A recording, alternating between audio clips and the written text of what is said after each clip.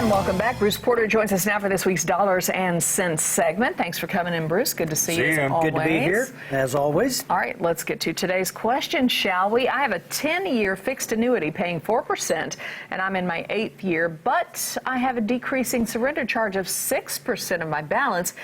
If I take the money out now, can that charge be avoided? I think a lot of people go into these not realizing they really don't get the full impact of the surrender charge. Well, that's right. So now what I'd like to do, analyze. We've got a lot of numbers playing around there. Yeah. So he's got a 10-year, 4% contract. So we don't know a whole lot of details, so let's just assume that he hasn't touched it and things like that. Yeah, okay. But surrender charges, yeah, they're there. They identify a specific number you can take out at a specific time, regardless of the markets, regardless of the interest.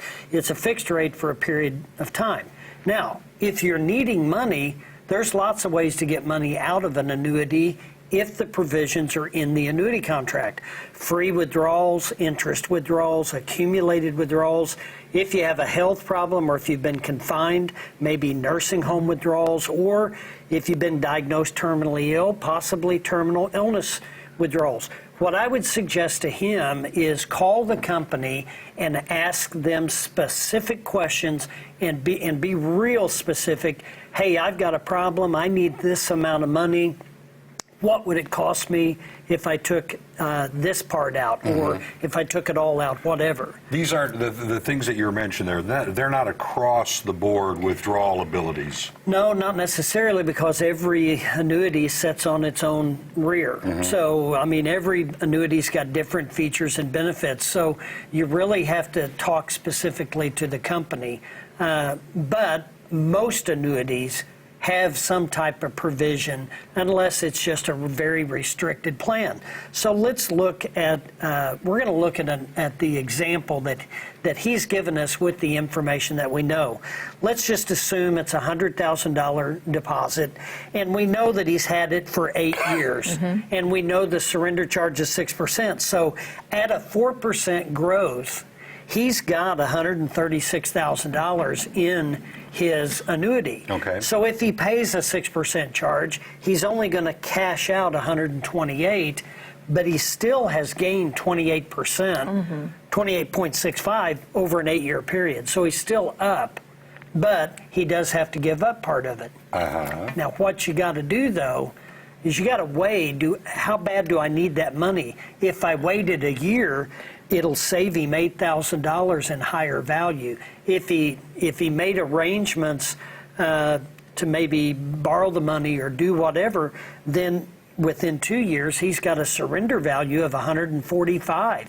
It makes a huge difference depending on your situation. So if he was to come to me and I analyze that, I would really try to get down to the nuts and bolts as to what's causing you financial distress, and can we help you figure that out? Yeah, and is it possible for you to not need to get your hands on that money right now? Exactly. I mean, because eventually that whole surrender charge will completely run out, right? And the example we're using is they usually decrease more rapidly later on. So we're in the last 2 years of that contract. It's probably going to go away pretty quick. And that's the example of that. So I think just analyzing, why do you need the money? Do you have an emergency and something's popped up? And then help them get to the bottom of it. Would it possibly be, I mean, if you do need the money, if you're using these kind of numbers here, would it be wiser to find a loan and then pay back with that difference there? Yeah, you could. If your loan, in this example, if your loan is not going to cost you $8,000 a year, you'd be better off to borrow the money,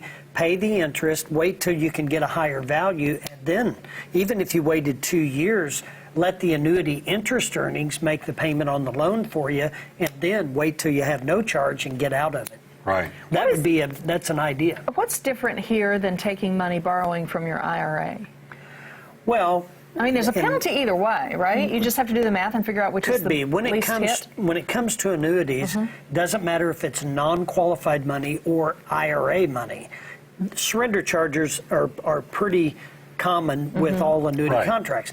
Now, with an IRA, depending on his age, he might have a penalty, he might have tax liabilities, etc.